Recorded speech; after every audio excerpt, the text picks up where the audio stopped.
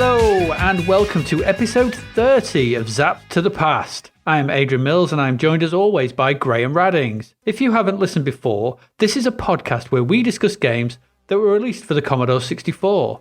Last week, we looked at our first batch of games from issue 15 of Zap 64, which we are in no way affiliated with, and scored a hole-in-one with Leaderboard, discovered seconds per frames with Southern Belle, and heaved and jumped with Hess Games. This week, we conclude our look at the games reviewed that month, along with what was showing on TV and at the cinema in July 1986. Graham, what do we have to look forward to in this episode? In this jam-packed cool box of an episode, we don our spandex space pants and go for a dig with Boulderdash 3, jump and flap in frustration with the sonically interesting Bombo, and travel repeatedly through time with the multiverse madness of Biggles. We also climb in the cockpit of a small aeroplane for a victory flight with Solo Flight and Acro Jet, and try and make some kind of sense of the confusing and repetitive Max Headroom. If that wasn't enough, lurking at the bottom of our cool box, we have our Cheapers Creepers section, where we flap the pinball flippers of Slamball, Mini-Sick with the nauseating neutral zone, and Boogie with the blocky breakdance. We'll also get egg-sighted with the extraordinarily eggy return of the Space Warriors, battle the bewildering Berserker-Moth robots of Shamus, before finally having some cheap thrills with the budget space battles of Sentinel. Are these games the cheapest link? Nice. Lovely. Ainsley Jarvis. Lovely. All right, what's our first one? Yeah, go Graham, go, because tell us all about what did we say last time about Boulderdash 2? What it needs is a sequel. insert review here. Yeah. So our first game this month is the 93% scoring Boulderdash 3. I think the problem with Boulderdash games is that it's very hard to score them in anything other than the 90%, because whichever way you do it, they're great games. So Boulderdash 3 is an extension of Boulderdash 1 and 2. There's a difference here. There's a sci-fi sort of tweak to this. So the graphics have been done in a style that they've self-branded as metal graphic, which sounds like a Kraftwerk album to me. And what it means is that it's set in space, essentially, and there's this kind of graphic substitution. So it's still got walls, mysteriously, in space. But you've got kind of the Rockford character that was, I want to say an ant, but the Rockford character, of whatever that is replaced by a little spaceman in a sci-fi world. Is he a termite? I think he might be a termite. Whatever it is. In this is a termite with a spacesuit on. And you still got diamonds to collect and all the usual kind of stuff that's in a Boulderdash game. But in this, the rocks have been replaced by kind of orbs, sci-fi orbs, the orbs of the sci-fi, the I don't know, shiny balls. I don't know. It's essentially a Boulderdash game. So it's a kind of a multi-scrolling puzzler where you've got to navigate your way through the levels to collect the diamonds in order to open the portal to get to the next level, and avoiding the boulders, in this instance, the balls that might fall on you if you don't think about how you reveal the territory that you're in, or unveil, or pick away at it. I don't know how you describe that, really. Eat away. So it's Boulderdash with different graphics, and the levels are quite well engineered and designed, and you can choose the level you start at, and you can play, and they're quite difficult, and it's Boulderdash with different graphics. So that's what it is. It's no way around that. That's what it is. I like Boulderdash, so I like this. More Boulderdash is always a good thing. More Boulderdash with $9.95. I have to say, I think there's a little bit of a push there. I'd have liked to have seen this at a lower price.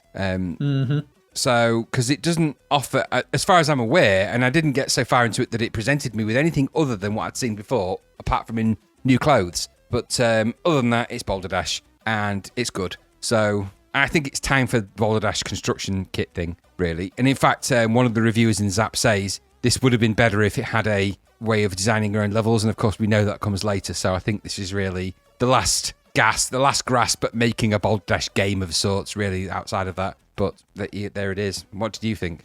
I'm the same. Yeah, I'm the same. It's Boulderdash with spacey visuals. Yeah. More screens the same. It's more Boulderdash. It's a hard game to actually, in any way, really say much about, because we all know what Boulderdash is. Like you said, you munch through Earth, you collect diamonds, you try to avoid falling rocks, you get enough diamonds to progress to the next screen and open the trapdoor, and you exit and off you go. You go to the next one.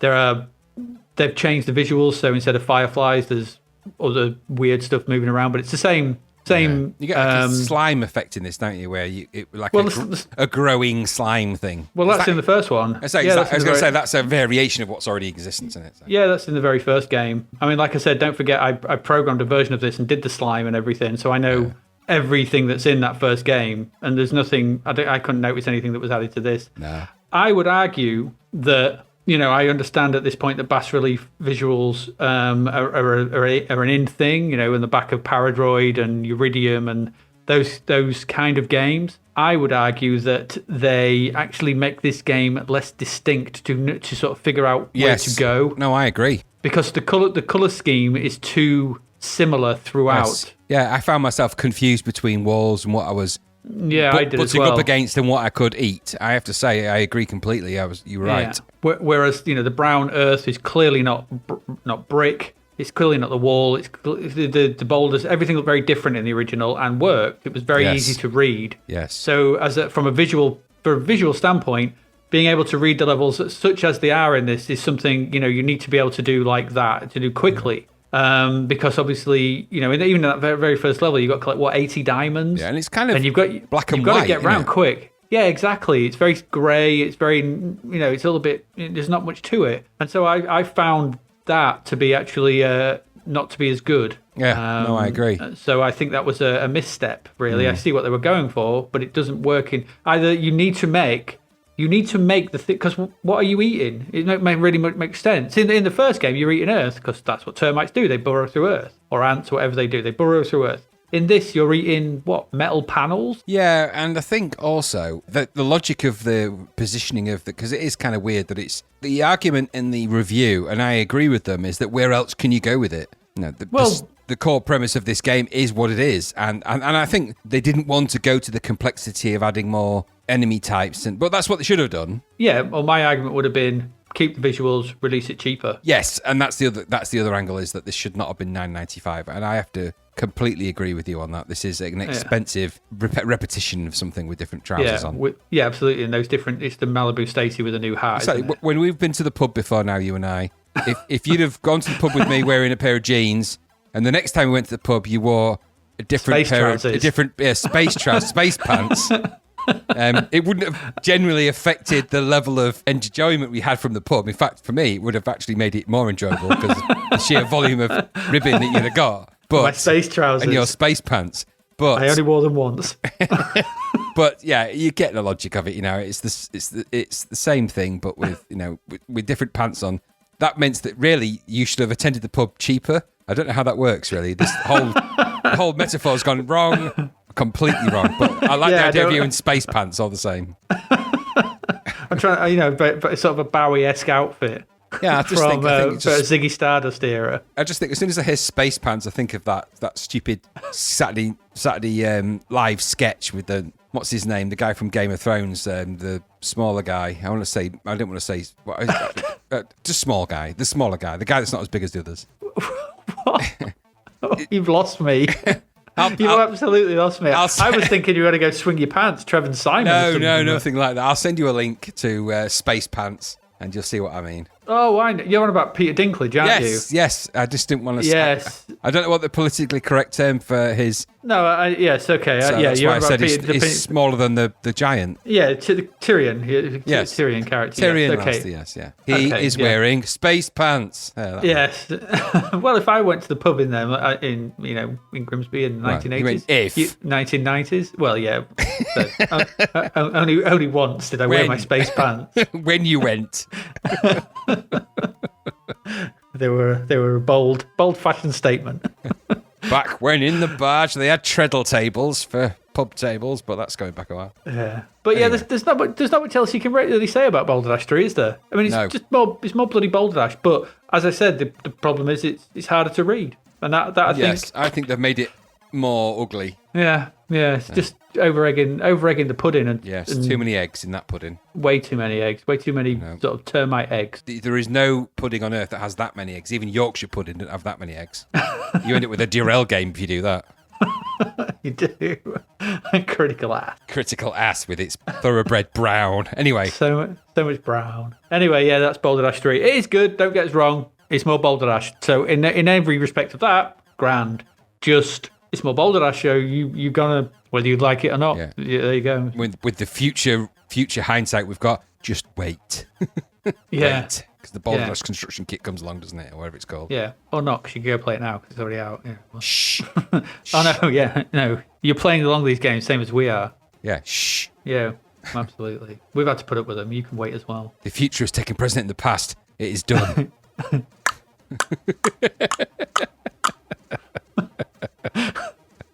Worst footstep noise ever. And I only know that quote because it's on the Sorcerer's Mix of Deliverance by The Mission. It's how it ends. Excalibur, for those people that don't know what we're talking about. Just film Excalibur. Let's move on. Moving on.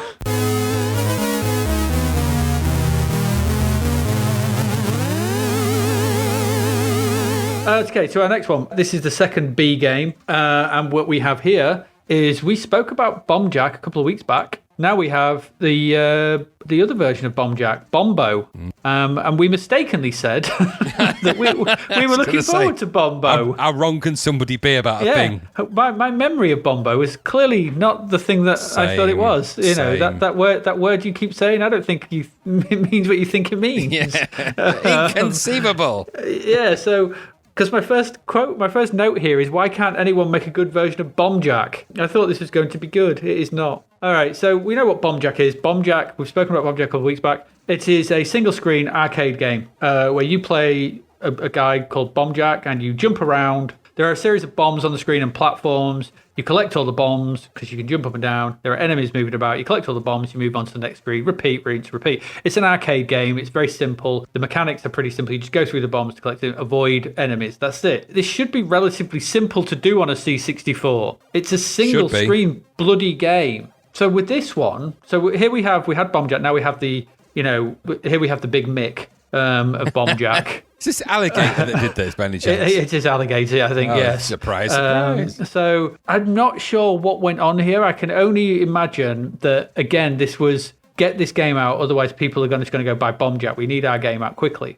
Because this is clearly not finished. It's just not. It's rough as arse around the edges. The rasters flicker like something I've not seen since that argument you had. They've tried to do things off into the borders, but it's all over the place. Yeah, the sprites flicker, things flicker. I got killed by an enemy that sort of kept hitting me through a wall. I'll come to the only good bit about this game in a minute. The visuals are wobbly. Again, they just wobble, don't really move. There's perspective nightmare backdrops are just the icing on this shoddy knockoff.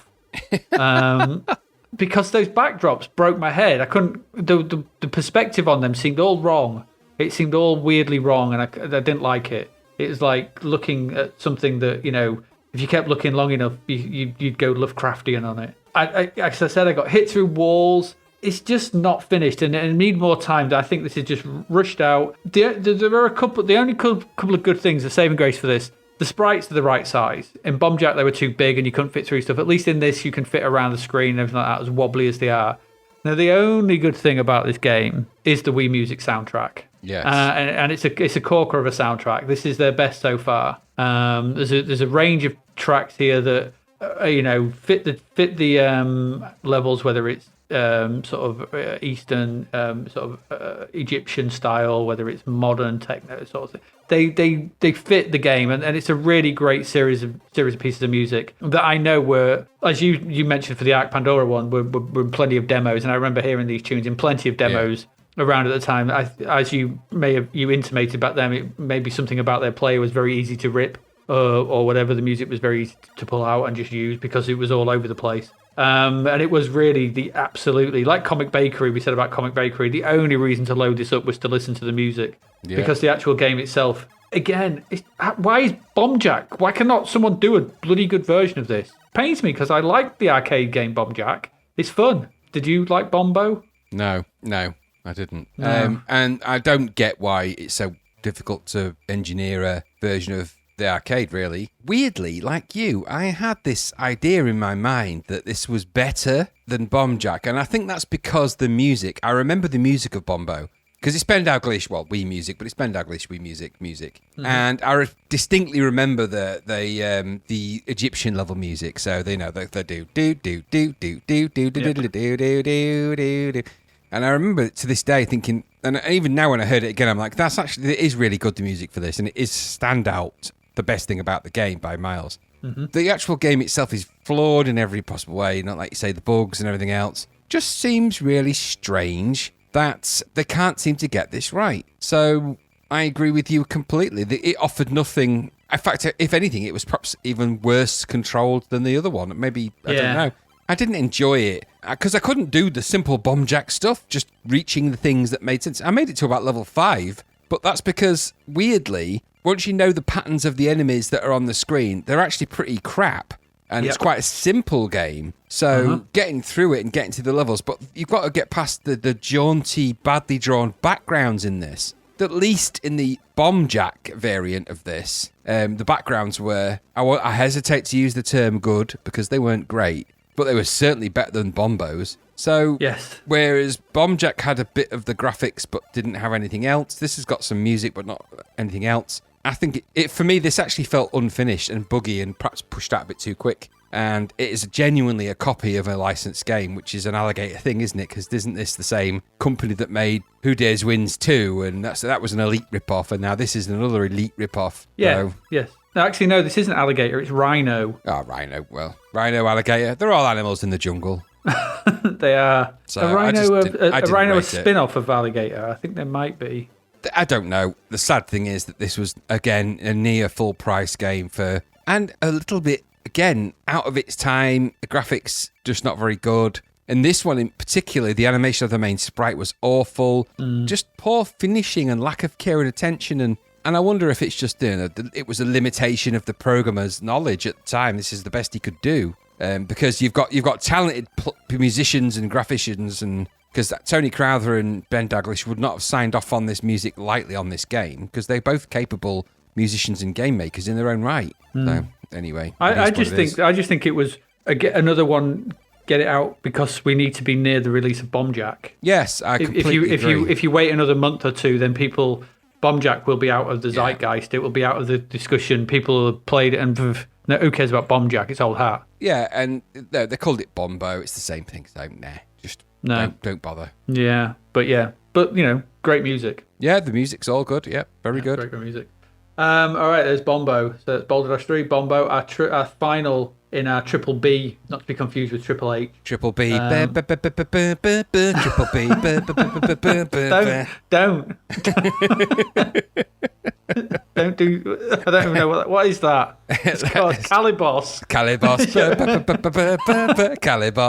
He's got a B in his name. Now during the YouTube video of this, you have to put an image of Calibos in at that moment. Okay. Calibos.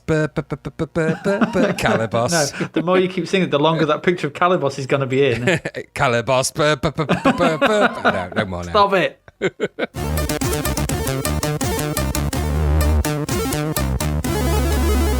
Right. All right, our next game, Biggles, the adaptation of the film Biggles. Graham, what do we think about Biggles? So, okay. Now, Biggles is... this is one of the games during this review period I actually part liked and part didn't like. So this game was really, really yin and yang for me, because this is kind of two games. Well, actually, it's more than that. So it's a game that's split into two halves, and the first half is kind of 3 mini games, and the second half is kind of one game. So part one is you are Biggles, and you can either be in a side-scrolling shooter with a biplane, shooting other biplanes. It reminded me of a PS3 game. I couldn't tell you the name of it, but it reminded me of that in a really early version with no bullets and sprites, like a bullet hell game. Couldn't tell you what it was for the life of me. But it reminded me of that. It'll come back to me, whatever it was.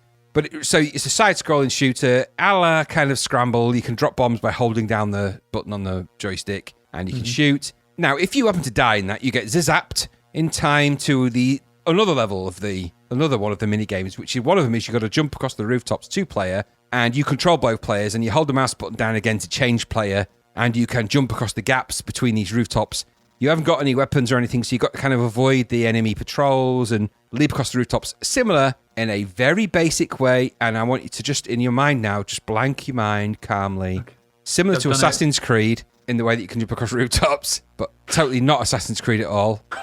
So I'm blanked. and then if you go any further, I won't help you. And then you get zapped.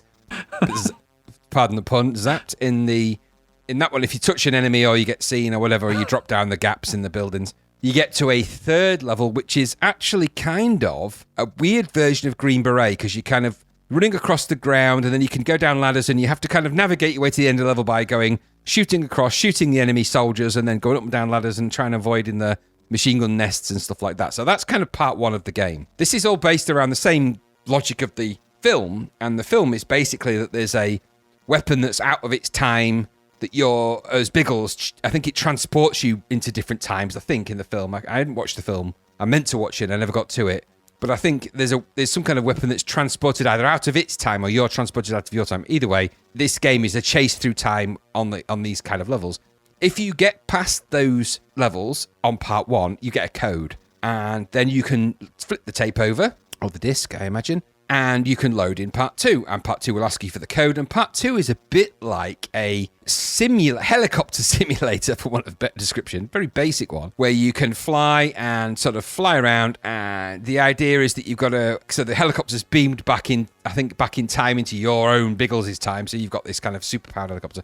And you've got to find your way to a camp and to find this super weapons location. I think that's the basic premise of it. So, Is it a good game? Kind of. Is it a good Biggles game? Who the hell knows what Biggles really is about and what? The film was all right. It doesn't really matter. This could be anygame.com. It doesn't matter that it's Biggles. I don't think, because that doesn't feel like it's, apart from the opening screen that says Biggles on it, there's not a great deal of Bigglesy stuff in it, really, that would make you feel really into that kind of universe. So, it is essentially several mini-games all wrapped up in one game. The mini-games aren't bad. The jumping over the roofs one's a bit lame, but the shoot-em-up's all right, and the other one's all right. So, it's got a nice side-scrolling shooter in it. It's got a kind of a Green Beret level. The level with the final helicopters, actually, the graphics and the gameplay get worse as the game progresses. It's got decent Ben Dalglish soundtrack, another Ben Dalglish, possibly Wii Music, but Ben Dalglish soundtrack at the helm of this. And so it's all right. Now, Zach didn't rate this particularly highly. They gave it kind of a 48%. It was full price, but they gave it 48%, which I think is a little bit harsh. Because the sprites reminded me in the levels that look like it, the bit like Who Dares Wins, that kind of size, that kind of thing. It was playable enough. Your machine gun, when you shot your bullets, it didn't shoot bullets all the way across the screen. It only shot them so far, so it wasn't like you could just kill lots of enemies.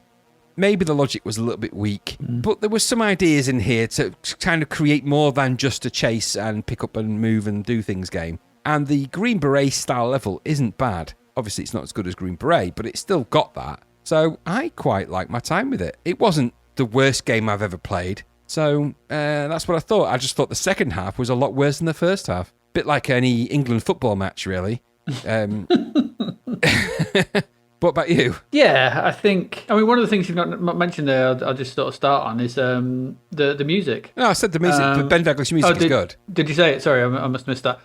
Yeah, I do. I actually really quite like that Do You Want to Be a Hero opening title track. Yeah, because that's from the film. It is, yes, I know, yeah. So I used to watch the film a lot when I was younger. It's one of those weird films you kind of we had on video, and I used to watch it a lot. So I remember the film quite well. And so this is a strange...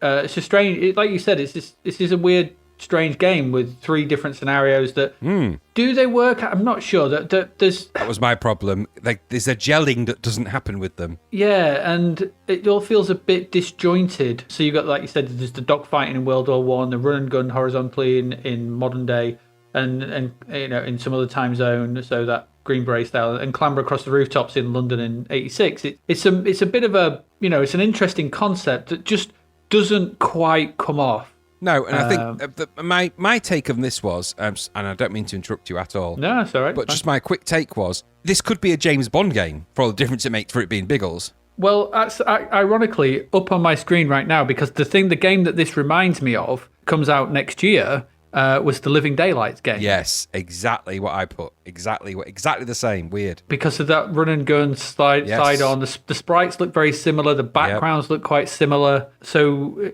I don't know if it's the same people who did it. It's probably not. But that Living Daylights game that comes out, and we'll obviously get to that at some point. But that's what this reminded me of. It's that it's in that mold, and it's trying to do. I mean, it's trying to do something interesting. It's not, That's what similar, I admired.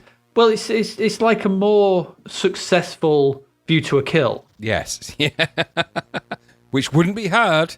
Well, no, but I mean, View to a Kill was trying to do, 3 different styles of game, wasn't it? It was a view to an arse. It was a view to brown jacket, yeah. View to a jacket full of dust. Roger Less. Which is, good life advice. For him. That's what I mean. It's that trying to take a film, take some elements from it, and make them into disparate, and try and sort of pull them all together. I do really like the lightning effect. You liked that? I thought that was the weakest part. I like the idea of it. I just thought it was blocky nonsense. Yeah, it is blocky because it's a C64, and I don't mind it. But it's like it's a. I just quite liked it. I thought that's all right. It works quite well. It's as a way to thingy the film. Is a callback to the film and to bookend or show you changing from scene to scene. I thought it was all right. I've seen worse effects. I'm spoilt because I remember the lightning effect in Rocket Ranger. So well, yeah, but that's a lot later, and so this is a game about time travel. I'm sorry, that argument's irrelevant.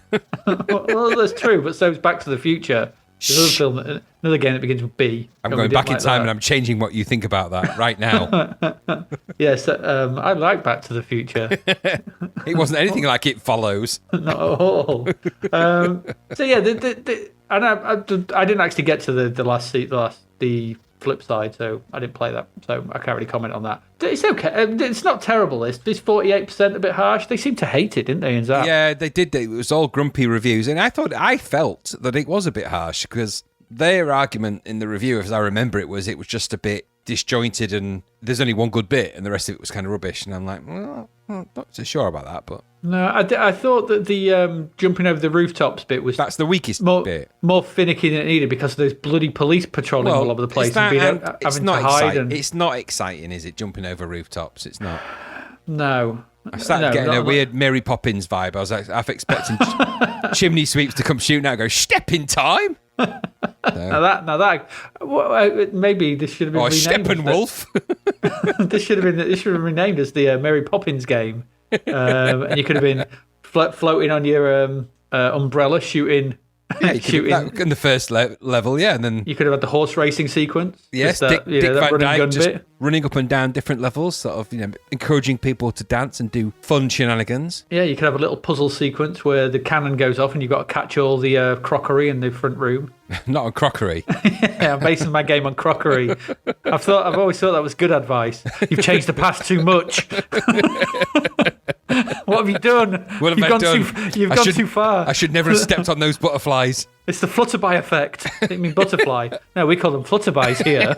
What have you done? My God, what have you done?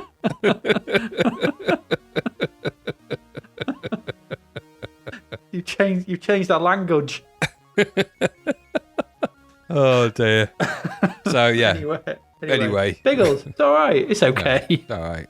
It's all right. There we go. So that's your B section. Boulderdash 3, Bombo, and Biggles. Triple B. Triple B. I'm not putting the picture in again. It's not happening. I'm just going to put a picture. I'm just going to put a picture of you. Going. Exactly what I'm doing. You bad man. Right, okay, so that's it. That's the first section of games. I've completely lost my agenda here. What's going on? It's all gone to pot. It's all gone to bot. Look what you've done. This is what happens when you mess with the timeline. You've adjusted time too much. I don't even know what time is. Not a word we use. We don't call it time. We call it harg. Anyway, we'll be gone for a brief moment. A brief harg. A brief harg. And when we come back after 15 clubs, we'll be talking about film and TV in July 1980 CAC. See you then. See you in 10 rels. God's sake. Bye. Please stay with us.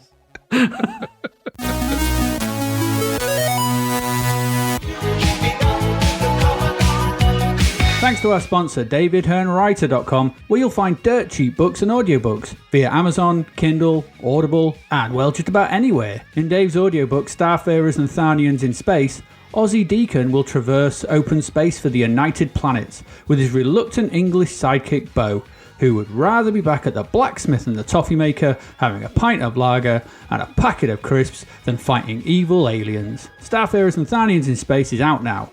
Audiobook is voiced by the king of accents, Tim Valencia. Visit davidhearnwriter.com to find out more.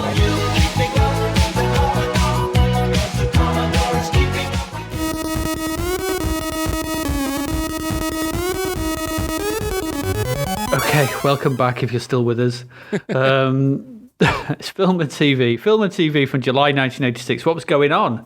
What was going on? What was going on? Well, there's not a lot. No, it's July. It's July. It's hot. People are out. I mean, we're in July right now, and it's stupidly hot. It is.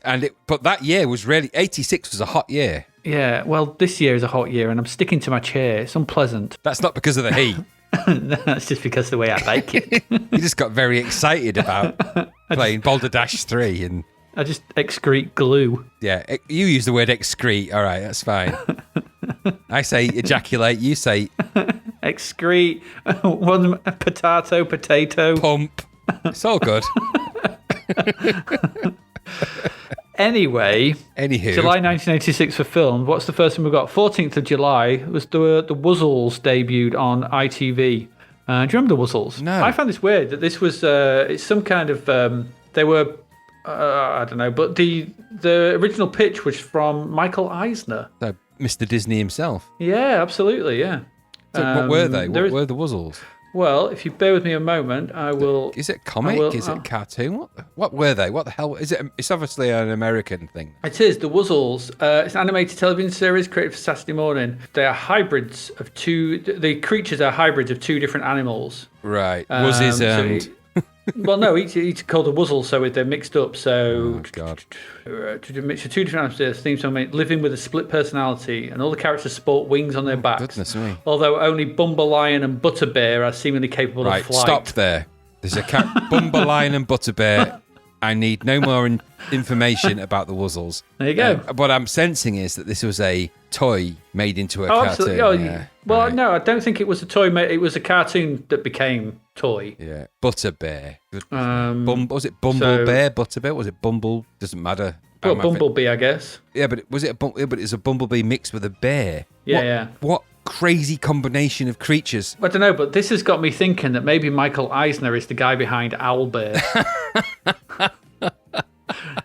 And when they were coming up with the Dungeons and Dragons monsters, he was just sat in the corner and goes, you know what'd be great? Stick an owl's head on a bear. Do you know, as much as that's weird, and it is, have you seen the film Perfect Storm? But the George Clooney? Yeah, with the fishing vessel that goes off the coast of the Grand Banks and disappears. There's a character in that called Owlbear. You sure it's not Albert, as in the French pronunciation of Albert? You say Albert, I say Albert. It's an Owlbear. So is he a side? Because this is the thing with the owlbear creature. I could never quite figure out if he's just got a massive owl head or a small bear body.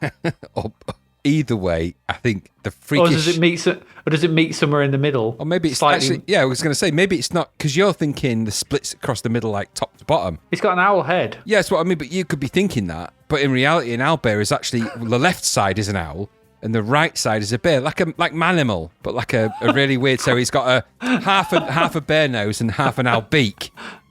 Now, that would be horrific, because one eye would be a bear eye, the other eye would be an owl eye. Absolutely, and half of it would be up in the daytime, and half of it would be up at night. It would never get any rest. Which is why it's so angry all the time. All the time. I want to go to sleep. I want to go to sleep. I don't want to eat mice. I want to eat meat. Mice are meat. Of Mice and Meat. That's how that book came about. That was the early version before Of Mice and Men came about. Oh, Lenny, I've got an owlbear. That was written by John Steincock. Very dissimilar to Steinbeck in many ways, but very dissimilar in all sorts of really important ways. Well, I was going to say John Stein River. Very good, yes. It's more like a Beck. Yes, Steinbeck, Stein River, Steincock, or Steins. Yeah. I don't know. Yeah. The Wuzzles. Anyway, I don't know what the Wuzzles debuted. They will never be known to me. They were just in that period, weren't they? You got tons of because this was around the time of Care Bears and all that kind of nonsense. You've got mid 1980s. Well, you have. Let's think about it. You had not just the Care Bears and the Wuzzles, but you had because Disney had a few of these things, didn't it? It had My Little Pony go back to then as well.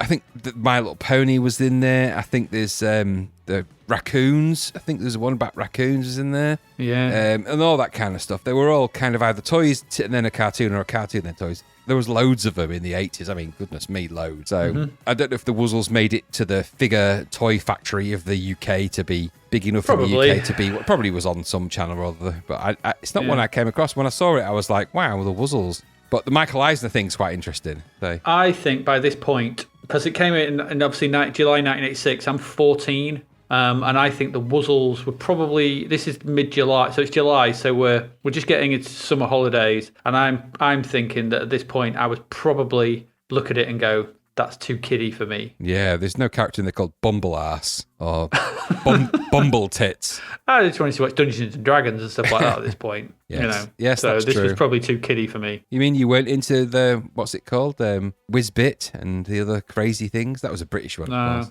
He only grew about 3 feet high. Hup ha this away, hup ha that away. Yeah, exactly. Hup ha this away, my oh my. No. Ostapaloozalam. That's the only bit I know. Shalom.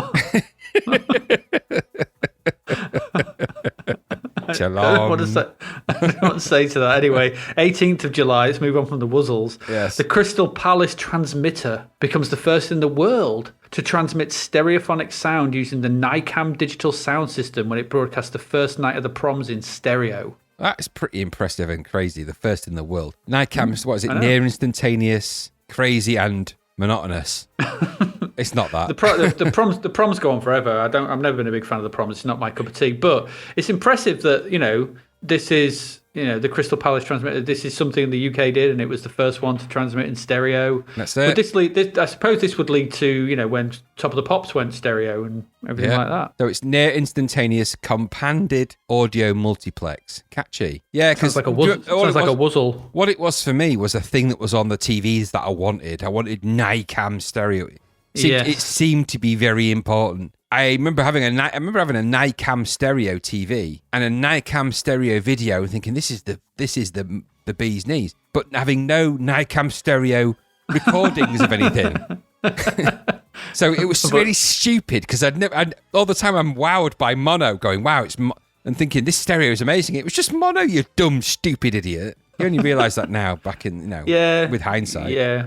We convince ourselves of many things, but NICAM was it's just great. It's quite impressive, isn't it? That we were there. Yes, Crystal Palace transmitter. Yeah, I remember that. Yeah, 23rd of July in London, Prince Andrew, Duke of York, marries Sarah Ferguson at Westminster Abbey. That's got different connotations these days, hasn't it?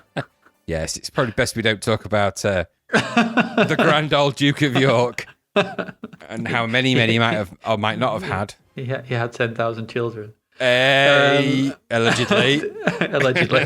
The event received significant television coverage both in the UK and around the world, and in NICAM stereo. And also on the 23rd of July, BBC One aired a live edition of Top of the Pops, presented by Gary Davis and Peter Powell. Gary Davis. Gary Davis. I never liked Gary Davis. What, when he was on your radio? Gary. Yeah, never liked it. And who's Peter Powell? What was he like? He was typical Top of the Pops presenter. He's almost like somewhere in the middle of... Didn't Peter Powell, did he used to be on... No, he didn't. He was a DJ. Did he not get bitten by a spider and develop superpowers?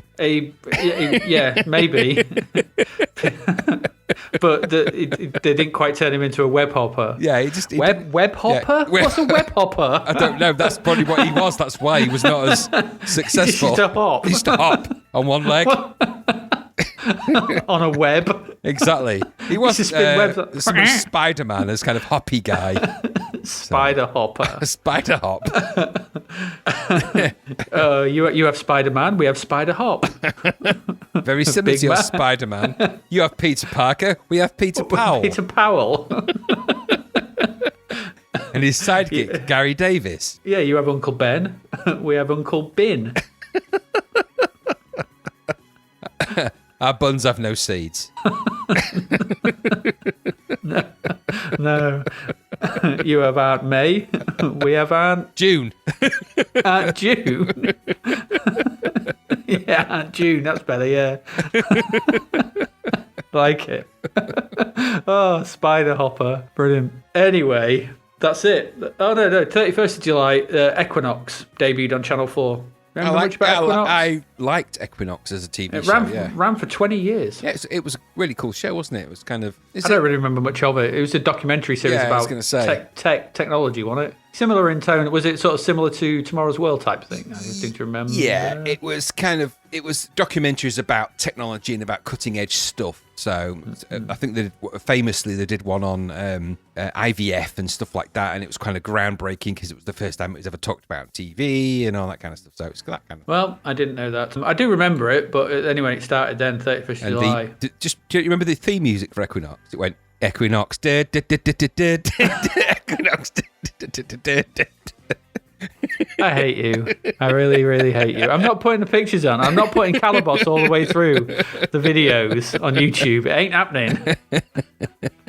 Damn it. Yeah. You'll learn. I'll do something. I'm going to put something on recording that you can't get rid of. Something you can use. Oh, right. That's your TV. There's not much going on. It's the summer. It's summer. Hot. We had this last time in the summer, wasn't it? It got a bit loose. Yeah. Films. What was going on in films? Well, the big film of the month, and I use that term loosely, Police Academy 3, Back in Training. Ooh. Was out on the 11th of July. Indeed, where are my eyebrows? So this is Mauser. Yeah. So this is where what's his name? The main guy in the second and first movie that is Mahoney's arch enemy, the one who gets stuck in a horse's ass and is not in this one, or in it very briefly, and it's replaced by Mauser and Mauser's sidekick. And I actually really like Mauser and Mauser's sidekick in this. I can't remember his sidekick's name, it escapes me at the moment. But I actually like those characters. I think they're funnier. The lines they come out with funnier. In this one, of course, he famously switches his shampoo for super glue. So he glues his fingers. It's the only funny bit in it. We know it is. But that's the reviews. The reviews of this film at the time were very much 50-50. 50% of the film is funny. 50% of the film you just wish it would hurry up and end. Mm-hmm. And that's very true. It's got Guttenberg in this one still, reliving his character. But the interesting shift in this one, of course, is the rating change. So Police Academy, the first movie, is essentially an 18/adult film. This one's PG. So didn't that happen with 2 though as well? 2 was the next one down. So 2 is a 12. 12/ well, not the equivalent of a 12. So I think 2 was a 15/12. I don't think they had 12s. No, that's what I mean, but it's become one. But it was at that time it was 15. And then the third one is a PG, whatever the equivalent of that is now. So an A. I think it was an A, wasn't it? So they downgraded the sexual content. Yeah, they've made it more in line with films like Mannequin. Yeah, because they felt, and if you read all the blurb about it, they felt that was what people responded to. People didn't actually respond to Mahoney and the sexual stuff of the first movie. They like Tackleberry shooting stuff and Mahoney's antics with his superior officers, which is why in the third film, that's all it's kind of about. And this does have the moment in it where the guy goes to the Benihana and the chef keeps flipping food at his forehead. And he gets mushroom on his forehead. Exactly. Yeah. In that respect, and it's those little moments in Police Academy 3, Mauser's eyebrows, when he glues his fingers to his head and all that stuff. I remember it more as being funny and funnier for those things than I do when the guy has a blowjob under the podium in the first movie, although that is funny at the time. Tackleberry is the only character out of all of them that remains consistently the same throughout. He is the same character in the first film as he is in all the films. All the others change slightly. I find that really curious. I can't remember the name sort of thing, so I'm going to just describe it sort of thing. It's the black woman who's got the squeaky voice and then then shouts. Hooks. That's Hooks. Yeah, and then always shouts. Yeah, so you can get their voice back. Hooks, but because this one was the because the weird thing about this is Zed's in it, isn't he? Now he's a cop in training. So whereas he was one of the hoodlums in Police Academy 2, he's now part of the training regime. So because it's Tackleberry and Mahoney and Fackler's in it as well, and they're training him, aren't they? And Mauser saying you'll never turn this lot into cops, and then there's a bit towards the end where probably a riot breaks out or something, and they have to become cops. Is that what happens? Yes. I can't remember anything about it, but I'm guessing. It's exactly that. I don't know if it's a riot in this one. Actually, I think it is, because it's obviously got the guy that does the sound effects doing the sound effects. And it has the really, in this one, it has the really scruffy guy who is really like, he lives in a really scruffy house and he throws his socks at his locker and they just hit the locker and stick. And it's got, I think it's Fackler, the guy that's totally accident prone, but always causes accidents for other people. So he's in this one, where he's a smaller character in the second one. He's a much bigger part in this one because he's one of the trainee academy people. I think some of the people that are in the end of the second movie as not the protagonists, but people that are involved in the stuff that happens at the end become trainees because of people just liked those characters. So yeah, and there's the smaller guy with the glasses who ends up with his arm in that's Fackler. I think that's his name. Is that Fackler? Yeah, he's got the he's like. But I can't think who the female lead is in third one because it's not Kim Cattrall because she's in the first one, and I can't remember if she's in the second one. But and I think the third one, the second one's got not on broccoli in it. It has got not on broccoli. But the third one does have. Where am I? Eyebrow? I'm going to have to download it now and watch it. Stream it legitimately and watch it. Yeah, absolutely. You need to rent it from some legitimate source. Absolutely. I don't think there really is a lead. Just looking at the cast, there's no one that stands out as a lead female character in it. First one is Marion Ramsey, and I think that's... Well, exactly, and that's the big tonality shift, isn't it, from the first one, which is Kim Cattrall and Steve Guttenberg, and he's Leslie, the character, isn't it, one of them, and the actual... There's the guy, the Italian, semi-Italian guy that's pretending to have an accent so he can get the girls, and he ends up... Fackler is the girl. Cadet Violet Fackler is played by Deborah Lee Scott. So what's his name? The wimpy guy then? I thought it was Fackler, but you know what? The names do get mixed up. Yeah. Oh no, so they're actually Bruce Mailer is Sergeant Douglas Fackler. There you go. And then you got Deborah Lee Scott. Yeah, because he's married in that one, isn't he? Yeah. You got Lassard, Copeland. Lassard's in it. Yeah. Many wonderful recruits. Lance Kinsey is Lieutenant Carl Proctor. That's it. Proctor. That's it. His Mauser's. Mauser and Proctor. They're brilliant. Those two. They are brilliant. Yep. Anyway, it's probably the most anyone's spoken about Police Academy 3 in a long time. It's a good film, it is. Because the only other film that came out this month was something called The Climb. I couldn't find anything on other than IMDb, and I've never heard of it, and it's like, oh well. Who's in it? Don't know, somebody. Yeah, it's got Bruce Greenwood and James Hurdle in it, directed by Donald Shebib. I'm very pleased for them. Is it an animation? No, I don't think so. I think it's about climbing a mountain. Based on a true story of the 1953 assault on Nanga Parbat, a treacherous Himalayan peak. Yeah, there you go. Goodness, where did you dig that thing from? Goodness me. Well, I just get a list of films that came out that month, and there it is. The top review is called Memories of the Era of the Great Herman Boole. Goodness me, that is random, that thing. Goodness. Don't forget, these are cinema releases. Jeez. I know, there you go. So that's it. There's not much going on in July for film and TV. So what did we have? We had The Wuzzles. We had Spider Hopper. Equinox. We had Andy and Fergie getting wed in Nikam stereo. And then we had someone looking for their eyebrows with a piece of with a piece of mushroom stuck to their forehead. There you go. So that's it. That's your film and TV. Stick with us. We'll be back soon with the rest of our games because we've got still loads to do. Loads of games, loads more Cheapers Creepers. Many wonderful games we've got. And I do believe, yes, we have a couple of Crapverts. So stick with us. Woo!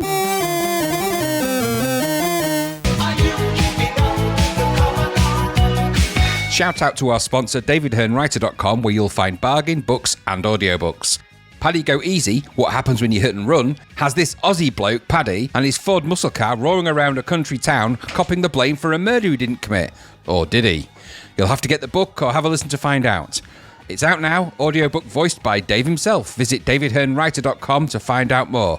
Dave's podcast pick is Boulderdash 3, and it's still loads of fun, says Dave. But beware of those boulders.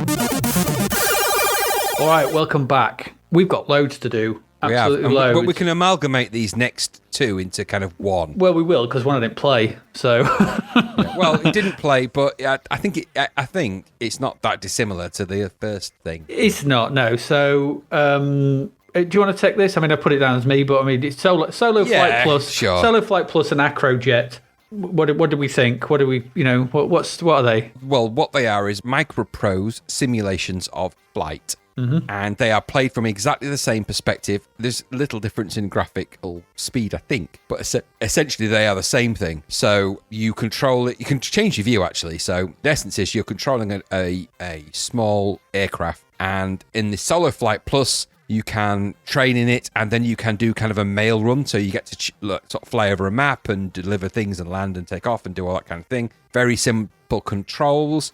Your joystick becomes the flight control, and you can control your flaps and your landing gear and your brakes and all that kind of stuff on basic keyboard commands. Acro Jet is exactly the same. The only difference is in Acro Jet you can fly and do races, and you can pilot around. I think you're flying similar, if not the same jet in both. Not jet aircraft, sorry, propeller, but a small aircraft, light aircraft in both. It's a BD-5J, I think, in Acro Jet. I think it's the same in Solo Flight Plus. They're both extensions of Solo Flight, which was a game which is almost identical to this, but is slightly slower, similar controls. So they're actually early flight simulators, really.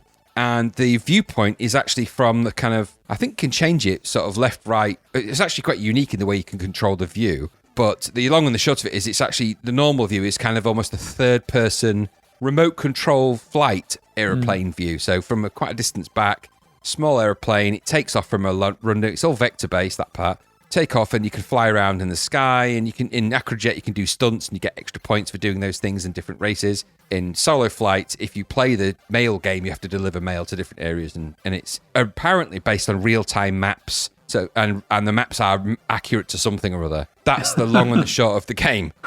So I suppose the reality is that's how I've perceived the games. I felt that they were very similar, if not the same, really. They both suffered from good things and bad things. The bad things being they were a bit juddery and slow in flight, so it didn't really feel that like the pace to be able to really fly it around. And I think that affected the way it felt. Mm-hmm. The good thing is the simple controls, mercifully at long last, and the view meant that you could actually fly around, and Solo Flight Plus has nice speech and some guidance, and it felt a little bit like Kennedy Approach in the sense that it had that kind of guidance. And that was a very nice touch. So in the tutorial, you could actually, it guided you to do things and lower your landing gear and lower your nose and do all those things. Acro Jet didn't have the speech, I don't think. But what it didn't have in the speech, it kind of made up for it because it was a little bit faster in gameplay.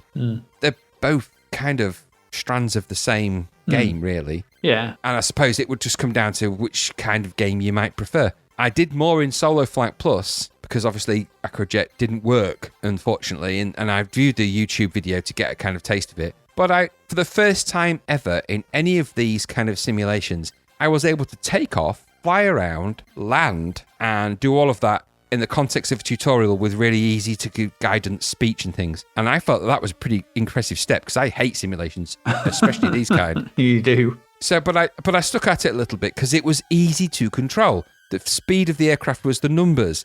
B was for brakes. F was for flaps. It just made sense to have those controls on the keyboard, and it didn't detract from the game too much. The only fly in the ointment was the game's speed in general. Mm-hmm. And that for me was perhaps if anything was going to be a deal breaker, it would be that. But I'm rolling back the clock here to 1986. I never liked these kind of games back then, but you know what? I stuck at it and I flew a little bit, and I quite enjoyed that. So, what did you think? Yeah, I'm pretty much the same. I like the viewpoint. It's just, it's a small single-engine aircraft, and you're just flying various conditions. I put it's a bit slow, but the speech is a good addition, and with lots of it, telling you, you get different weather condition call outs, different sort of instructions to turn or raise flaps, lower your landing gear, all that kind of thing. And the same as you. So I took off, flew around, and managed to land, which I was quite impressed with. I like the fact that the keys were intuitive. F for flaps, L for landing gear, B for brakes. Exactly the same. One to 9 or 0 for your speed. Thrust, yeah. It works. It's yes. Consider I didn't look at an instruction manual. I just kind of went, okay. It said raise flaps. I pressed F. It worked. There you go.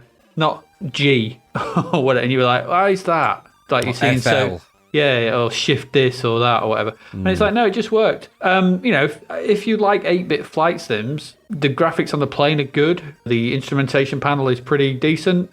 It was all right. Like I said, Acro Jet's similar-ish. It's just, it's more stunt focused. But for the time, this is probably the best you're going to get. As to fly a plane. I mean, this is Microprose, and I always think Microprose because it's got the name Micro in it, sort of thing. Whether they become swallowed up by Microsoft, and whether this leads to the Flight Simulator, Microsoft Flight Simulator. Yeah. Whether it's something to do with that, I don't know. I don't know the lineage or whether these things are. But I thought this was okay. I thought this was all right. Am I going to play it again? Probably not. But if you do like 8-bit flight sims, this is probably the one to actually go and play at this point. It's as good as it's going to get, right? I think so, yeah. Yeah, I agree. Yeah, there we go. I think there's not much more to say on those. They are more simmy, so we'll move on. Because we'll move on now to our next game. Which is, we've looked at the Crapvert a few issues back, and now we finally have the game. We have the game, I don't know, is this the game of the film? Yeah, so this is based on the film, not the show. This is Max Headroom. And so, I'd never seen the film, and I don't really remember much of the TV show, so this was all, whatever to me. There's nothing, I've got nothing to sort of draw on here. What I don't think the film is, though, is a boring wander around floors of a building where fighting illogical controls in an isometric viewpoint and icons to do stuff. I don't think the film is that. I'm going to hazard a guess, because if it is, it's not going to have done very well. I'm pretty sure it wasn't that. No. So this is another. We've seen these before. This, Arc Pandora. What was the other one as well? Hocus Focus, whatever it was. That nonsense. Hocus Focus. Yeah. Hocus Focus. So we've got these. So this is, it's isometric, so a slightly different view, but it's this icon-driven. Enigma Force, I would say as well. Put that in there as well. Yeah, very much so. And it's this trying to do a game through icons while stuff goes on, and this just doesn't work. When the game started, there was a figure. It just said light up the figure 8 or something, and I was like, what? And then which I did, and it didn't work. Well, I didn't manage it, and he went, no, the lift is now going mad. I don't know what was going on. Out of control. So then it took me to a random floor, which I think I couldn't go through doors.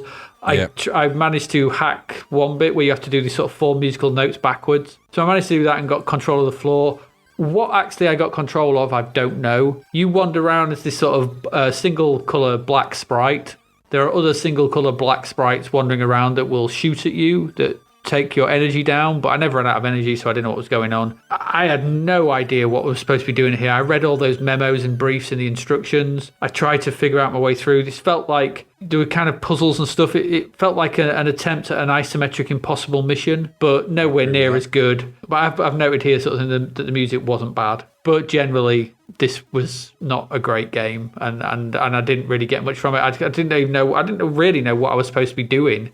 At any given moment, I don't know. Did you get anything out of it? I don't believe you did, based on the message I got from you. No, I downloaded the cassette game inlay for this to get an idea of the instructions. And there's a lot of stuff to take into account. It doesn't help you, though. So for me, this felt like a really shit isometric Spectrum port. It had a Spectrum-y quality. The font was the Spectrum font. Now, let me tell you, nothing winds me up more than seeing a Sinclair Spectrum font on a Commodore 64. For many reasons, just because that means that it had to be redrawn and then added into the Commodore 64. So that aside, I just found this just incoherent levels of play that made no sense. I found myself, like you, thrust into a mini game that didn't work. Then I was launched in a lift in some kind of mini isometric view. Then I was suddenly thrust into what looked a little bit, and I'm saying this with very generous eyes, a little bit like a C64 version of Syndicate off the Amiga. Yeah, I can see that. Kind of isometric, tiny sprite kind of thing. But I couldn't do anything. I just kind of wandered around dead. Then you were dead, and then I was dead, and then I'm not even sure what music you would even call that, really. I just find it noisy. I put it's noisy and clicky. So I didn't get anything other from that. And after that, I found its speed was genuinely connected to the amount on the screen, which is a classic sign of a bad port in my book. Mm-hmm. So I just thought, I never really understood or got on with what Max Headroom was or is or was about. I actually YouTubed Max Headroom to try and get a little bit more background knowledge for this review, to try and think, okay, well, let me just fill my knowledge of what Max Headroom was. And I actually came across, weirdly, a Terry Wogan interview with Max Headroom. And it made less sense after that than it does even now. Because even Terry Wogan, and was a stalwart of British TV and radio, is completely bemused by this nonsensical thing. And I get that there's something about it. I get that. I get that there's a thing. I just don't know what that thing is. Have you ever seen the film? No, I hadn't. And I did think about downloading the film, and I thought, should I download it? Should I do something with it? Should that be part of the thing? But the reality of it was I didn't get that far into it. I didn't do that, and hey-ho. It was just an unplayable experience for me, and not very good, and graphically naff, even if I wasn't put off by the Sinclair Spectrum font, which I was, because I hate that. I really hate that font. I hate its over-rounded M's. I hate it. I hate it. I do. Of all the things to be. I know, it's weird. Things do wind me up, but the fact that it's got its M is too big. So it's just a big M. It's a big old M. Big old M. Yeah. So no, I didn't enjoy it at all. I thought 60% was very generous for something that was actually borderline incoherent. But yeah, that's what I couldn't. That's what I mean. I couldn't figure out what I was at any point. What the point? There was because one of the icons was a door, wasn't it? Yeah. And so I was going up to doors and clicking on the door icon, thinking, will that open it? Anything. And then I've got I managed to sort of look through cameras that basically just showed me bits of the floor that I was already looking at. Nothing made any sense. No, and my only caveat, I suppose, really was, I tried to understand the world of Max Headroom and I couldn't, but I wasn't in 1986. And I have to say, I was never into it then. So it wasn't something that really struck me as... I know it was meant to be this big revolutionary VJ type thing. I'm not even sure what the genesis of Max Headroom really is. And I tried to get into it a bit, but even trying to do that, I just found myself, it was totally at odds with anything I would be into, even on an experimental level. The only thing I could find that was quite interesting was that an old Amiga demo, a really early Amiga demo from, I think, Digitized Design or Digiview, used a version of the Max Headroom Paranoia soundtrack from Out of Noise in the background. And that was one of the very first Amiga demos I remember seeing, along with the Star Glider and a few other things way back in and Defender of the Crown on the Amiga, which is what led me eventually to buy an Amiga. Totally, completely nothing to do with this game, which was crap. But weirdly, that's it. In a weird way, those sort of things are connected. It was weird, but that's the only connection I had with it, really. Yeah, it's not a good game, is it? It's not good. Shit. It's shit. Utter shit. Yeah. Yeah. There's probably a pun in that name somewhere. I can't quite see it at the minute. It'll come back to me later. You'll pun it. You'll pun that. So Max, I don't know. Max Headroom, we don't like it. It's not very good.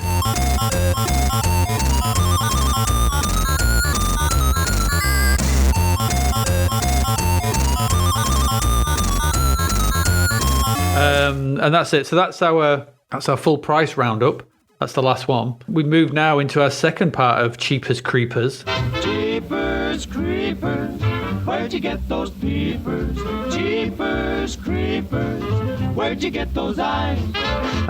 With more from the budget range of games that came out. So we did a load last time. And so let's move into them. And the first one we're going to look at is Slamball.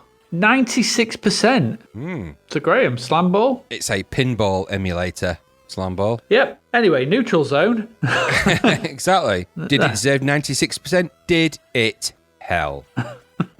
No, it did not. I have played a lot of pinball games. I quite like pinball games. I've been to many retro game events where there's amazing pinball games. Are they brown? No, they're not. No, they're not brown. They're not brown or yellow, really, generally. And okay, I get the idea. It's pinball, so you can control the pinball bats, batons, sticks, whatever. I don't even know what they are. Flippers, that's it. With your left, right, and the joystick and all that. So, but it's pinball. The problem is here, and it's a real core problem. Weightless ball. The ball felt weightless. It wasn't weighty enough. You need more weighty balls. And we've noted this in other games before now with this podcast. If you're going to have a game based on physics of a ball, and that ball has weight, and the iron pinballs are weighty, or steel pinballs are weighty items, then it needs to reflect that. This felt like you were batting a ping pong ball around in there. No, there's no fun to be had with that. Now, I know that later down the line on the Amiga, Pinball Dreams comes along and there's amazing, and even on Windows platform later down the line, of course, or after this, you get pinball games and all sorts of stuff, and there's room for pinball games, don't get me wrong. I didn't feel like this was a very good one. Even at $2.99, I think I'd have struggled with it. So it wasn't for me, although the typeface was nice in this. It was good. Mm-hmm. So it had a nice central typeface, otherwise completely forgettable, and the physics was too silly because it had virtually weightless ball. What about you? I'm actually the other end of the spectrum, I think, on this. I enjoyed playing this. I thought it was I get what you're saying, but they're not actually supposed to be steel balls, are they? They're supposed to be some kind of weird little creatures. Yeah, they get away. That's an argument. Yeah, well, it's what it is. They're not steel balls. So as a pinball sim go, I mean, this is, it's a decent enough table. There's things to hit. There's things butting around. I quite like the sort of concept of it, in that you're sort of inside this monster, and that you've got to keep the little creatures alive before or they get digested. 96% is way too high. No, it's not that. Yeah, this scored better than IK. Yeah, and and Way the Exploding Fist. Yeah, no, it's not 96%. I mean, even given the fact that they've obviously taken the budget nature of it into account and where it sits, sort of thing. So it's not going to be. But IK is worth more than this. It's an okay pinball game. I had no problem playing it, and I enjoyed my time playing it. But it's not 96%. There are some physics glitches from time to time where the ball bounces a bit erratically, but yes. the bumpers hit it nicely. You can smack it with the flippers. You can control them, left or right or down, I think, to hit them both. As a pinball game on an 8-bit machine that is a couple of years old at this point. So what was it, 1984? I think this was released or came out. I thought it was all right. I didn't mind my time with it. For $2.99, I think if I'd have played this, I would have played this quite a lot, because it's a high score game, isn't it? So high score chasing and these kind of things is always it's got the typical features, you tilt, you nudge and everything like that. So I didn't mind it. I know what you're saying. I get what you're saying. It does feel a bit floaty. And crap is what I'm saying. Crap. And I do get that. I don't think it's crap. I think it's all right. I don't think it's 96%. For me, it's probably in the 70s. We'll agree to disagree. I think this is. No, that's fair enough. This is a game that it didn't strike my pinball dreams. Yeah, that's fair enough. That's Slamball. So yeah, pinball is what it is. But I know that you'll love the next one. Now, interestingly, the next one is Neutral Zone, and that got 9%. It did. And this was made by the people who made Leaderboard. Bruce Carver, yeah. Yeah, the Carvers. This is their first game. It is, and you can tell. Because it's crap. It's utter dog egg. So Neutral Zone should have been neutralized. So this is essentially a shooting space into the screen space where you don't actually move into the screen, but you fire into the screen, where you have to protect a starbase, whatever you call them, space station that's in space from random spaceships that coming from the left and the right. So the screen scrolls like imagine if you were scrolling left or right or looking around you. Ships come along, they throw feces at you. It's the best I can describe it as, which you have to shoot. You then have to arc your shots in. There was the arcing of the shot. That's the beachhead part. Yes, absolutely. Because it's that arcing of the shot to get the boats and everything. Yeah. And you could see that obviously wanted to do that, and they got better at making games, clearly. Because this is utter garbage. Because that's it. The ships come left to right. They never end. And you just trekking back and left and trekking to the right. Shoot, it's just so dull. It's so monotonous. This was a poor. At $2.99, I would have still felt way ripped off. Yeah. Because it's just so boring. Yep. The visuals are they're not great. I mean, the spaceships are taken inspiration from various science fiction. Just a tad. Science fiction show, shall we say? I'm pretty sure I was blowing up the Starship Enterprise at one point. Well, the words neutral zone aren't an accident, are they? They're not. This was not very good. Did you get anything from this, or did you? Same exactly. I felt like this was clearly a game that came out in 1983, which is the date on the game. Yeah, it is. Yeah. So I thought it was a slow almost felt like a game that he made when he was maybe like 13 or 14. He might have been older than that, but it felt like it felt like a game that shouldn't have been released, a game that you make when you're on your way to making other games and you're learning, you created some interesting routines and those routines end up in a better game, which is what exactly you've just stated. Yeah. So this shouldn't have been released. I felt it was uninspired, even at a budget price and a total waste of money. Just save your money at the time. If we were going to go back in time and advise our young selves of what to buy, I'd have said, don't spend $2.99 on this, just save it because he has much better games to come, so hold off. Well, he's got much better games that are already out. Beachhead's probably on a budget range at this point. Yeah, but that's what I mean. But yeah, exactly. You wouldn't, unless you was a collector of Bruce Carver games or something, but that would be niche for anybody, wouldn't that would be really... Bruce Carver collection. So it wasn't very much fun to play. I split them off because this is the Roger and Bruce, or Bruce on his own, and this is the Roger section. Roger and Bruce. Roger and Bruce. Roger less. Yeah. Yes. Not fun. No. That was the problem with it. So pretty bad. Yeah. So let's move on to our next one.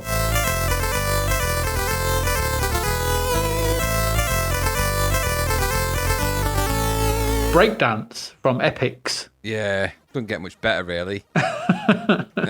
So I've put, this is an Epix game, and Epix have got a bit of a tradition of, doing cool stuff, haven't they? It's an Epix game. Epix do cool stuff, summer games too, and that, and all that. But this is pit stop area. This is 1984 Epix, so all bets are off. This is before they hired the good people. Yeah, so this is essentially a game of dancing where you play various game types of the same thing. And that game type is follow the leader, a la follow the moves of the person, and you do them. Now, we'll come to where this early seed of this game may very well have surfaced later, Nintendo. But in this game, so you have 5 options. 3 of those are kind of variants of the same thing. So the first one is follow the dance. It's called the Hot Feet Dance Contest. So you follow the person to your left and you have to emulate their moves, essentially, to eliminate them. The second one is the Battle the Rocket Crew. And in that, you eliminate your opponents before they push you in the river. So it's like you're edging towards the river as they push you forward and you've got to do the moves. And then the final one is Perfection's Dance Puzzle, which is like a puzzle game. So they essentially do moves and you solve puzzles. You can choreograph your own dances, why you'd want to, out of the 14 moves that are available. And the 5th option is actually just really, you can play the first 3 options in a sequence, so it's not really an option. So that's the game, really, and it's played out on a screen where you've got kind of blocky representations of people doing breakdance moves, and your joystick controls the kind of moves you do. Now, I do not know the names of any breakdance moves at all. So I'm just going to say that you do the kind of pointy finger up and down, and the bottom spin. And there are a whole series of moves that you can do with a joystick. Could I get this game to do the move I wanted to do, even with the instructions? No. And I don't know if that was me or my joystick that was at fault, or maybe there was an error in emulation, but I could not get this thing to dance in the way that every now and again I did the right move. More often than not, I did the right position on the joystick, but it did the wrong move. So I don't know if that was something that was me or the game, and it all felt a bit contrived. And I wasn't into breakdancing, so the one thing that you would think about a breakdancing game is that the music would be quite cool, and it's not. So you end up with this kind of blocky nastiness with this really awful blocky music, for want of a better description. It's just not very good. And so it feels like a big waste of time, that really what you're playing is a kind of Simon Says, follow the leader type game with very little control over how you follow that leader. Now, does this game represent good value for money at $2.99? I don't think it does, really. You'd have to like breakdancing a lot to really get anything from this, because the moves don't look like breakdancing moves or anything like, and the characters are too small to really enjoy that. Is it worth playing this on a goof? Not really. I don't think there's much to really go at. Does this game influence other games later down the line? Well, firstly, you and I made a game at Game Jam, which reminded me of this. So, because we played, Don't Drink the Orangeade. Yeah, Don't Drink the Orangeade. And that was very similar to this in the way it looked and the way it played, albeit that we did our game logic differently. But more importantly, games where you're following the dance of a character and having to emulate moves. Isn't there a Nintendo game? Well, to be fair, no, I think you're maybe thinking of the Sega game Space Channel 5. Yeah, but I thought there was in one of the Nintendo kind of multi-game games, the one with the train in it. on the Wii U. I can't remember what it's called now, but I'm sure there's a game where you have to copy the dance moves of a character on that. It's quite possible. It's more like I said. I mean, because essentially, I mean, what you've got here is an early prototype rhythm action game. So you've got we've got Parappa the Rapper. Yes, and things like that. Yeah, and because of that, I think this game's important. I think it doesn't seem like it because it's not very good. But this is a rhythm action game, and it's based on dance moves, and that is important because dance move kind of rhythm action games become very powerful later on. Well, to be fair, Parappa the Rapper sees you following, but more importantly, Space Channel 5. I don't know if you ever played Space Channel 5 on the Dreamcast, parts 1 and 2. You play the swinging space reporter Ulala up against the Morolian aliens. And essentially, when they come along, they'll go up, down, left, right, shoot. And so you up, left, and you'll be doing dance moves. And that's how you beat them. It's exactly the same. It is literally exactly the same game logic as that. It is no different. And that's the entire game that Space Channel 5 was built around. Is one of the sections in this. And that's quite, interesting. Essentially, at its heart, this is Simon. Yeah, it is. It's like I said, it's follow the leader. Yeah, so it's a Simon game. Nintendo Land is the game I was thinking of. There's the Octopus Dance. The Octopus Dance one, yeah. Where it takes a picture of your face and then you have to do the dance. Yeah. Nintendo Land, the Octopus one, the one I didn't really play that much. But yes, ironically, just very recently actually, me and my son, we got every single present open in Nintendo Land in the plaza. That took some going 7-8 years after release. We finally did it. He's got a beard now. I know. My son's older than me because I keep going back in time and fixing these games. He looks down on me. He's now 20 squat-loos old. It's terrible. Yeah, he's Langoog. He's real goog. Anyway, so yeah, I get Breakout. My first comment is I never want to whack out. No. Because that's what it says. It says if you don't do this, you'll whack out. You'll whack out. I was like, will I? I don't think I will. Is that a thing they said back in the Breakdance days? I don't know. It made me laugh. I mean, did you know anybody that, just as a complete aside, and I'm asking this because it's 1986 and when I'm rolling the clock back, did you know anybody that could breakdance? No. Because I remember in my final year of junior school, I broke things while dancing. At the school disco, two guys just tried to breakdance. Now, this is two white guys, and this did not go well. So one of them tried to do a backspin, and his shoe flew off, and it knocked the teacher's glasses off. Golden moments like this very rarely happen. And the second guy did this kind of running backwards and forwards. I don't even know what he called the move. I wish I knew what the move was called, but it was just like this, almost like he was like trying to step in and then step back, and then he was like preparing himself to do something really cool. And that was it. That was his kind of move. That was all he did. I could tell you the names of the people who did that. I won't, because I won't embarrass them, and I don't want to open myself up to potential trouble. But those two people, you would know their names if I told you them as well, because there were people that went to the same school as us later. I will drop this in a message to you later, just so you go, oh, it was them.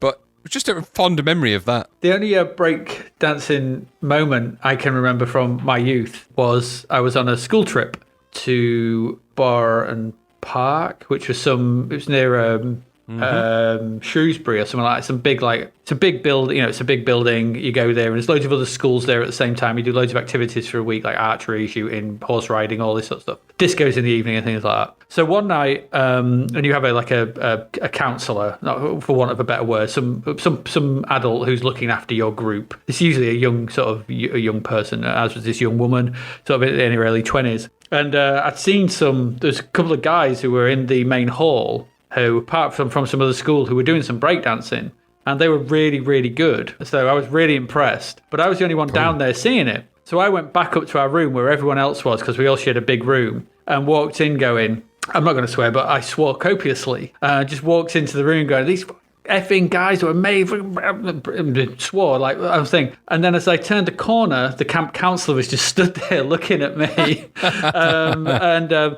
very smoothly, I thought of myself, sort of thing, because I was still in this monologue of swear words, just sort of cut out of it and she went, oh, you're right, and just sat on my bed. And I always just remember that. But that's the first time I actually saw breakdancing in the wild, shall we say? In the wild, yeah, wild breakdancers. But no, I was never any good at it because I'm just not built that way. No, you're not built that way. No, bloody hell. I'm not drawn that way.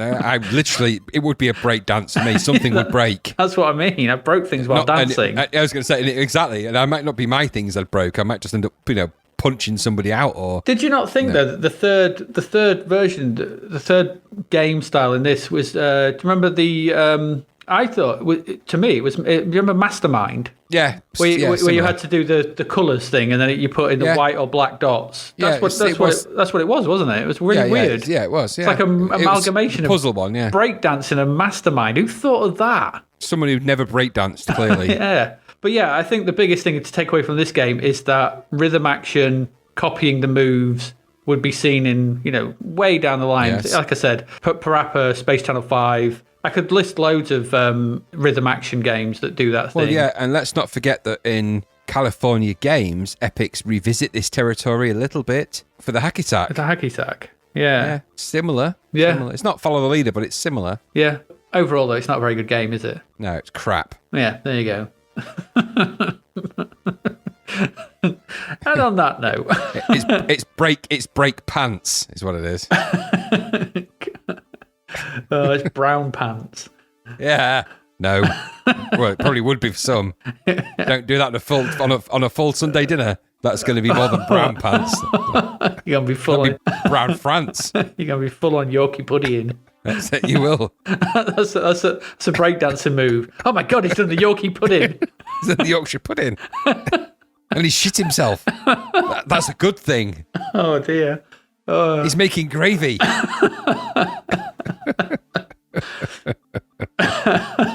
Oh dear. I've just got this idea of like a Sunday lunch being all the names of the names, the gravy boat. He's doing the gravy boat. He's mixed that with the roast potato. It's like the mashed potato. Straight to the chicken wing.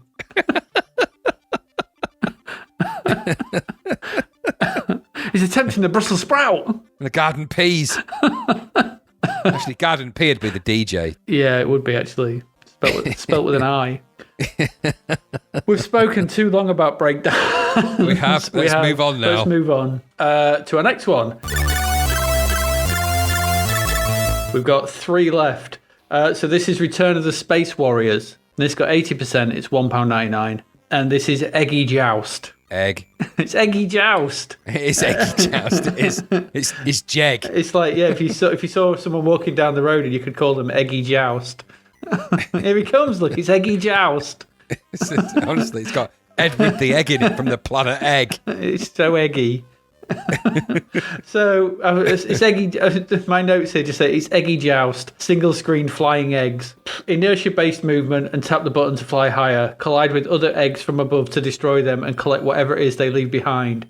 Destroy all the other eggs on the level to progress towards the next harder level. Faster eggs and other bad things appear sporadically to kill you. It's Joust. Joust. It's Joust. Totally Joust. It is basically Eggy Joust. There's nothing. The sprites again. This suffers from what I said about Wizards later. I think sprites are a bit big for the screen. Could have all been shrunk down somewhat to allow for more screen space. Yeah. Still, it's Eggy Joust. If you like Joust, you'll probably like this. Zap obviously did because they said it's the best Joust alike on the system at the moment. Probably is. Yeah. I don't know. I've not seen any others. 80% they gave it. It is Joust. Do you like Joust? Are you a Joust? Are you a Joust? Are you a Jouster? I do like Joust, and this is the eggiest version of Joust ever. And I tell you what, this wins the award for the most use of the word egg in any instructions on a game ever, because this is full of egg. This part is Edward Egg from the planet Egg leads a difficult life. Living on egg is a real headache, since all the inhabitants are called Edward, which look like eggs. That's just the first sentence. Edward's name is chosen from a list of inhabitants, also called Edward Egg. Anyway, premise of stupidity aside, it is Joust, and for $1.99, it's not a bad little eggy-based Joust clone. I quite like the humour of it. If you're going to make a game with loads of eggs and stuff in it, make it like this. Yeah. You got to collect the yolk helmet. That did make me laugh a lot. That sounds like a horrible euphemism. I know. I've split my yolk helmet. Tell me about it. And you actually fight the Grand Egg at one point. So it's just, is this game interesting? It's definitely exciting. Someone had to do that, and it had to be me. I played it, and it was a kind of it was Joust. It was just Joust. It is Joust. I like Joust. And is there a version of Joust on the C64 at this point? I don't remember there being one. So it might be the eggiest joust ever, but it might also be the onlyest joust ever. I'm sure there's probably a port of joust by this point somewhere along the line, but yeah, with different kind of kitchen food. So there's bacon. Well, they were ostriches, weren't they? So you could just. I love the fact that they call this Return of the Space Warriors. No mention of the word egg in that title. No, and I believe that is it should just be Return of the Space Egg. That would have caught my eye. My egg. That sounds like a Genesis album. If I'm honest, we're talking about prog stuff earlier on. Is that new album, Return of the Space Egg? Space Egg. Because you could see Peter Gabriel coming out of an egg. He could, yeah. At the start. Like Spinal Tap, where they come out of those eggs and exactly. One of them open, yeah. Exactly. Yeah, very good. Exactly. Yeah. So it was Joust, and I like Joust. It got 80%, didn't it? And I think that's probably about right for a Joust game. It played fast enough. It wasn't terrible. It was just... No. It was just, like you say, it all felt a little bit big and a bit clumpy and a bit silly. Because of the inertia and the speed you move, because of the digital input, which obviously Joust has. Joust is much smaller sprites, isn't it? It's the little guys on ostriches, but it felt like there was more space on the screen to get through the gaps. Those sprites are chunky, and you move fast, and you bounce hard. You do. Did you download the instructions for this? No, I did not. No. There's a hilarious spelling mistake in the instructions where they refer, instead of it being the yoke helmet, they refer to it as a York helmet. It says you must complete these waves to collect all the York helmets. I did laugh out loud. I'm like, yeah, that sounds about right. I've been to York, but I don't remember collecting any of their helmets. So it's all right. So yeah, it's all right. It's funny. I like the fact that it didn't take itself seriously at all. So, well, you can't do. It's just eggy joust. It's all egg. It's all egg, that one. It's all egg, but thankfully not dog egg. No, that's the one egg it wasn't. No, yeah, and we should be thankful for that. Just make sure you collect all those York helmets. Well, to be fair, that sounds preferable to yoke helmets. Ew. Let me show you my yoke helmet. Oh, he's got full albumin.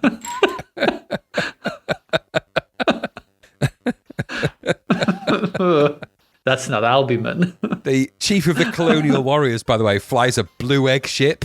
Of course he does. With his yoke helmet. Yeah. On full display. I think the thing is, right, I'm just going to, full disclosure here, I think this just plays into our liking for the word egg. Yeah. There is that. So, if you're going to make a game and you're going to make it around eggs and you just say the word egg a lot, we're going to be on board. If it was either that or bread, it'd have got me sold. Absolutely. I'd love whizball better if it was whiz egg. You could substitute all of the words in that description for the word bread, egg, anything you like. It's just, just take the word. I might do it and just post a couple of variants. Brown. Yes. The egg battle platforms and the yoke helmets. Brown helmets. In the ring. Tra-la-la. Anyway, no more. Eggy joust. We have talked about egg joust far too much. Well, it'll be like eggy bread. I like eggy bread. Everyone likes eggy bread. I imagine some of our international listeners might be wondering what eggy bread is. It's bread with egg. Yeah. There you go. It's very simple, really. Put some egg on your bread. You have eggy bread. You need to crack the egg first and have it soft boiled. Don't just put eggs on top of your bread. Because then you've just got egg on bread. Crack them. That's the key. Crack them and then you fry them. You normally fry them, don't you, eggy bread? Yeah. Well, yes, you do. Yes, you put it in a pan. That's how you normally fry things. Oh generally. Man, this recording is going on for ages. Right. It is. Graham, tell us about Shamus. So, Shamus is the action-adventure by Synapse Software. Synapse Software released most of this crap, by the way. And it made it to the C64. So, I think it's an old game, 1983. This was kind of a weird mixture of Berserk. It is Berserk. Yeah, so it's kind of a Berserky kind of game. It's a maze game. You're running around the maze. There's lots of creatures running at you, and you have to shoot them with your shooty stick. So it's essentially a mixture of... I felt it was a mixture between Gauntlet, a one-player Gauntlet, and Berserk, with a bit of a puzzle game thrown in. For the price, it's kind of passable. It's got some nice little bits in it here and there, and it gets really crazy. If you play this on some of the harder difficulty levels, because you can choose difficult levels, they are crazy hard. But that's Berserk as well. Berserk's like that. You'd never complete this game in a billion years, ever. In a million years. It gets harder and harder and harder to the point when it would just be too difficult to... you have to be careful how you end that sentence after our egg conversation. It gets harder and harder and harder until the yoke helmet explodes. It got 51%. It's about bang on for a game that's ultimately average and based on games we've all seen before. I didn't think it offered anything new or interesting. It's Berserk mixed with Gauntlet. One player, run around, shoot things, avoid the walls, avoid the enemies, get to the end of the maze, and then go to the next screen. Repeat until you get through all the screens. And if you're an absolute genius, you might get to the end. I doubt it, though. What did you think? Awful. I hated it. Yeah. I thought it was this is dog egg. It's a Berserk clone. I put one on the screen and shoot stuff Berserk style. Rubbish sprites, awful music. That was it. 1983, ouch. Yeah. I just thought I thought this was one of the worst we played in amongst all the ones we've done of this budget roundup. It was shockingly bad. I didn't even think it was a particularly good Berserk clone. No, but this was 1983, this game. I know it was 1983, I get that. But then again, we were equally as harsh on Neutral Zone. I don't believe that this is 42% better than Neutral Zone. No. This was very derivative. I just thought it was awful. And blocky as well. The graphics weren't right. But there is a kind of a weird gauntlet-y feel to it. I get I do understand that, but I didn't get on with this in the slightest. I thought it was awful. They've dressed it in loads of fancy language as well. Robo droids and Shadow's Lair and Nervo Stim, and that's always a telltale sign when if they've dressed up the instructions with lots of fancy text, the game's going to be absolute pantaloons. Well, maybe. Let's get to the next one. Yeah. So the last one, Sentinel. I don't know. Did you have anything more to say about Shamus? No. I played it very quickly and I was off it very quickly. Yeah. Just not really interested. So our last one, Sentinels, $2.99. This gets 93%. There's another big one. So this is a Star Raiders style type thing. So galactic battle wages on between the Gorgoniters and the Jaralobians. Gorgonites. Yeah, the Gorgonites. And you are the Jaralobians' last hope, and you must fight in various modes in 3D space against the evil Gorgoniters. It's a Star Raiders variant where you pick a sector on a grid, fly there through hyperspace, you avoid rocks, and you fight whatever's in the sector you have chosen to fly to. It could be enemy craft, or it could be giant motherships, and you can also head back to your own base ship for repair and refueling. Again, strange enough, you have to go through the minefield first of all. It's strange. I thought this was quite interesting. It's quite atmospheric.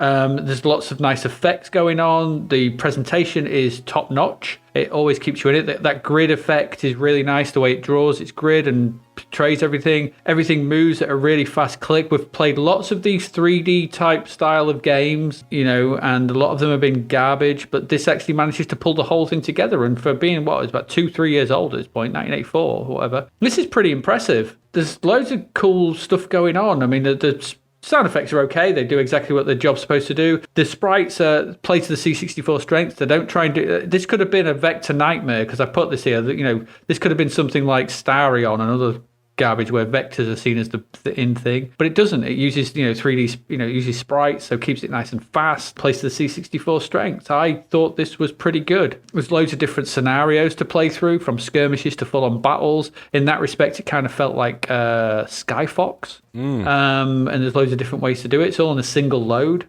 For £3, this would be something. If I bought this for £3, I'd be well happy, because I think there's loads of game here. They're all a bit. It might get a bit samey because you're shooting stuff you find in bits. I thought it was a bit weird that if your target reticule was on the left, you fired from the right, because it's like it takes longer for my bullet to get there. But I quite, you once you get used to that, there are, so the sections you can fly through, you'll might through to a section where there's loads of enemy spaceships, so you've got to sort of track them down. You fly where they are, and then they'll appear and you shoot them. There's a sequence where you have to fly through a sort of raster bar type effect as you're going through a sort of minefield. There's loads of mines, and then you get to the big base ships, and you've got one chance to fire a big rocket into its exhaust port or whatever it is. This is good. I enjoyed this. But again, a game I had no history with, never played it or anything. What about you? Did you like this? Same. I felt it was a little bit headache-inducing because it's a bit stroboscopic and stuff. But you know what?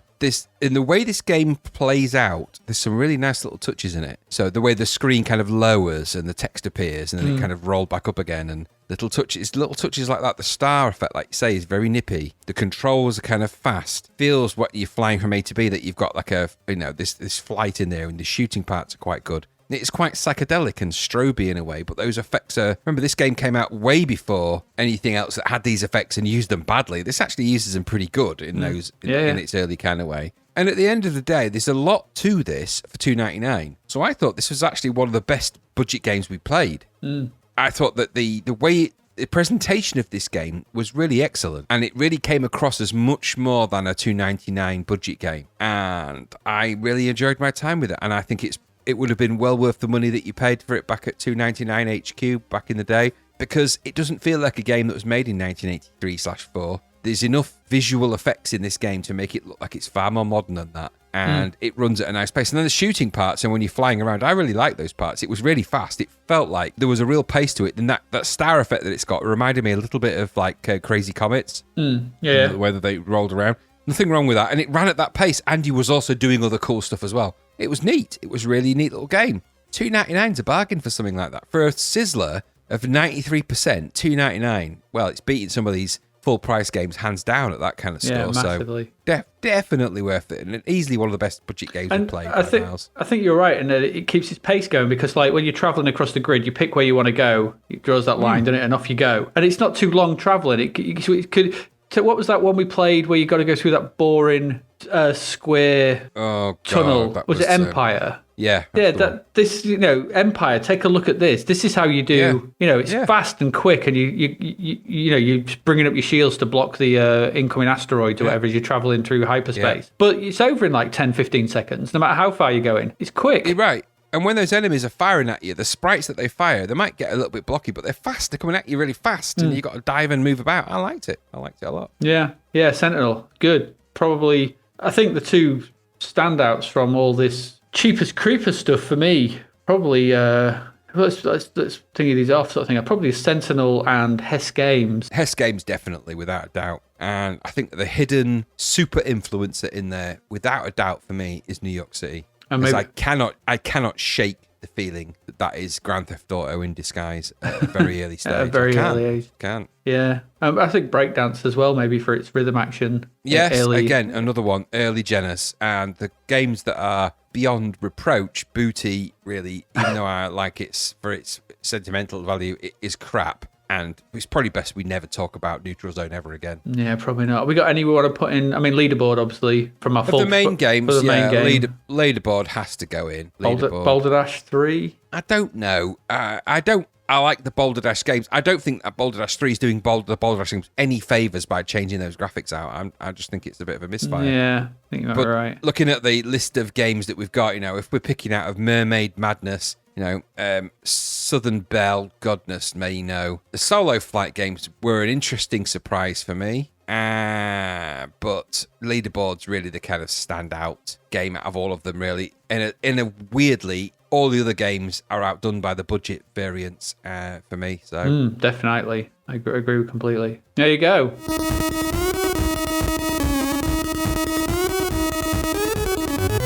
So that's all our games. So what have we looked at in this one? Where we looked at Boulderdash, Bombo, Biggles, Solo Flight Plus and Acro Jet, Max Headroom. And then in our cheapest creepers section, we looked at Slamball, Neutral Zone, Breakdance, Return of the Space Warriors, or Eggy Joust, Shamus, and Sentinel. Now, there was one game that we didn't look at, and that game was reviewed this month. Well, there was actually another one. There was Golf Construction Kit, but we don't do Construction Kit, so I can't be bothered with that. But there was also Conan was re-reviewed, and we did that back in episode 4.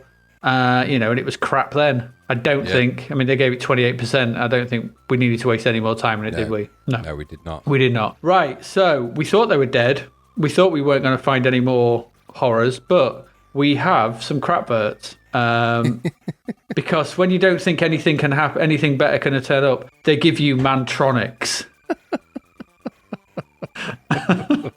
What is this? It's from Probe again. Probe Software are leaders in the Crapvert. Now, Crapvert is it League. My imagination? Did Probe Software end up making... there was the game that was released on the Sinclair Spectrum, that had a really big main sprite in it. I can't remember the name of it now. It'll come to me, but I'm pretty sure that was Pro. But when the name comes back to me, I'll try and remember it. But this, on the other hand, is anatomically diverse, for want of a better description.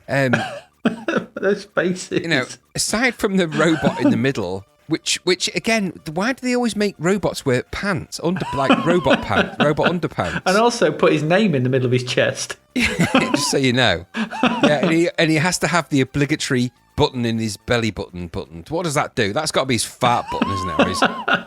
Because why would you need a button where your belly button is unless it's going to be one that makes you want to poo or something? And also, what's he carrying in his right hand? What is that? That looks like a fleshlight. My God. Maybe that's his Mantronics. That's why they're all looking at him with those kind of weird looks. Those faces. Pudgy face Magoo on the top left there. He looks like what's his actor's name? He's in the Marvel films. He's in the Captain America first film. Yeah. Tar. What's his name? The Gentle Ben guy a little bit. Looks a bit like actually, yeah, he doesn't like that. Oh, dear. If you think about it, if you were going to equate this to anybody, you've got on the top left, you've got the guy from Gentle Ben. Bottom left, you've got one of the Proclaimers. with like glasses on because he's gone to sleep. He's got Homer glasses on. The top right, you've got Timothy Dalton. And the bottom right, you've got kind of a variant of Nosferatu mixed with Ming. So, Nosferatu the Merciless. All this while floating in space in front of a planet and a robot with its name on its chest. If this was a game where one of the Proclaimers was made to fight Mantronics to the death, that would be amazing, wouldn't it? And you have to go 500 miles. That game writes itself. But looking at those screens, this looks like an other isometric, monochromatic pile of caca. Yeah. And the robot in the middle is... Why is he stood on one foot? Why is he stood on one foot? I don't know. It's to balance out the fleshlight. Is a red-eyed... No wonder he's got red eyes with all that fleshlight abuse he's doing. Also, and it's very pink. It's very pink as well, that fleshlight. I don't like the asymmetrical stuff on the top of his helmet as well. It's like, which helmet? We're talking about here. Be careful. The one with the red eye. Yeah. Has he got spikes? And one's got there's a little antenna off to the right, and then there's I don't know. It's terrible. The forced perspective on the Mantronics logo at the top. Just no. Now, I can't draw people. I'm not very good at drawing at all. But those things look like they were drawn by somebody who's got an equitable skill. No, these four characters, they haven't given those characters names, have they? Which I think they would, but... Well, I think him in the bottom left is called Mail Order. He's Mail Order. I have a funny feeling that this is what happened to Buddy Holly and the Crickets. This is where they ended up. They ended up floating in space around a fleshlight-wielding robot. They weren't in a plane crash. They were transported through a time warp and ended up, in this monstrosity. And nobody should have metal underpants and their name blazoned on their body like that. No. He's got very manly chest pec, robot pecs, hasn't he? It's massive. He's got good old... But he's got air vents on his pecs. What is going on there? What comes out of that? What would come out of those air vents on his pecs? I mean, that might be where his lungs are, so he breathes through his chest. Man. But can you just imagine stood in front of him and he's just feeling his breath come out of his chest? You'd be like, oh, just no. And he's got no mouth, so he can't speak. No. He communicates with fleshlight, and that is very worrying. It's a terrible, it's a terrible advert. Awful. It is. Awful. Okay, that's Mantronics. We got another man next. Oh my goodness me, what is that? Well, right, this is Mandragore, which is the making of a legend. I just want to draw your attention to the twist of that man's body. It's perspectively challenging, because isn't it? No body. I tried doing this. When I saw this, I stood up and I tried to twist my body that way, and it's impossible. I even got my partner come in, who's an illustrator, and to look at it, I went, "Is that possible?" He went, "No, that's not possible." You see, you're not Francis Award-winning role-playing epic, are you? You're not a mandragore. I'm not. This is by Infogrames, which is quite interesting because Infogrames would go on to become, I believe, Ubisoft. Yeah, they do exactly that. So this is probably one of their very early games. That typeface they've used, I'm pretty sure I've got that typeface. I think it's one of the standard Windows typefaces now. So, but just but let's just come to this. So this is Mandragore. So we've got a purple to pink gradient background. We've got the Infogrames logo at the bottom, along with where it's available. So it's Mandragore across the top. And in the center, we have this drawing. Now, this is the making of a legend, it says. France's award-winning role-playing epic, now available in English. And in the middle, we have like a not postage stamp, but sort of taking up like about a quarter of the page or half the page, whatever. We have this image of this guy who looks like he's wandered out of a Man of War or Queensryche or... He does some kind of album. He's twisted. He's got his top half is slightly facing. He's got his left arm facing forward, wielding I don't know a sparkly branch. He's got some kind of there's twirly bits, but he's just walking on a bit of rock in the middle of nowhere. Well, you say rock. I think that looks like a giant fruit pastel. Well, there is that. None of this says the making of a legend, France's award-winning role-playing epic. No. And also as well, because his bottom half, his legs, are twisted the other way. You'll see what we mean when, obviously, if you're watching this on YouTube, you can actually see this. If not, and you listen to this on the podcast, just go to the website or just go type Mandragore advert and look, because that body, no human body twists that way. No, and it doesn't. No, because it's essentially his obliques would be pointing the same direction as his penis. Yeah, painful. Exactly. That's going to require surgical intervention. He's another character in these adverts sporting a bulge. He's got a pant bulge. So he's got a sporran, essentially, this guy. So is he Scottish? He's got a sporran. I don't know. It's a bad advert. And are they shoes? I like to think that he's just wearing really thick socks. They don't look like boots or shoes. And he's just prancing around in his thick socks on a fruit pastel on a dark night on a giant fruit pastel. He's free. He's very free in that. You got to admire his mandragore freeness. Yeah. Stupid name as well. Mandragore, yes. I suspect it's a mandragon, but I'm not sure of the gore part. No. I suppose, but I bet we end up playing it at some point. It's available for the CBM. Well, yep. It might turn up at some point. We still haven't had Legend of the Amazon Women, but I think that's coming up. So there we go. So we said there would be no more. We lied. Do you remember when I said there would be no more? I lied. And who knows? So it's always going to be a couple. They might pop up now and again. So, and we'll always be here to laugh at them, which is our right as free-thinking, whatevers. Yes. Right, let's go to our charts. What have we got in Commodore User, Commodore 64 chart? It's all new, just about. Look at that. It's all new. What's this from? 8 of Commodore User. 8 of the top 10 are new. So new in at number 10 is Off the Hook. That's a charity compilation, I believe. Right. Down to number 9 is Uridium. In at number 8 is They Sold 2, which doesn't sound impressive. Is that They Sold 1 million or something? I think it's They Sold 1 million too. But if they sold 2, it's like, yeah, we sold 2. We sold 2. Woo! Yeah, down to number 7 is Bomb Jack. All the rest are new in. New in at number 6, Formula 1 Simulator, which we haven't seen yet. That's a Rob Hubbard soundtrack for that. Yeah, it is, yeah. New in at number 5, Spellbound. New in at number 4. That's a Rob Hubbard soundtrack for that. New in at number 4 is PSI 5 Trading Company. There it is. New in at number 3 is Spin Dizzy. New in at number 2 is International Karate. And taking the top spot is new in is Thrust. So there you fingering their keyboards like crazy. There you go. According to CNVG, the top 10 was number 10 was Kane, number 9 was Super Bowl, number 8 was They Sold 2, 7 was Uridium, 6 PSI 5 Trading Company, 5 International Karate, 4 Spin Dizzy, 3 was V. 2 was Bomb Jack, and number 1 again was Thrust.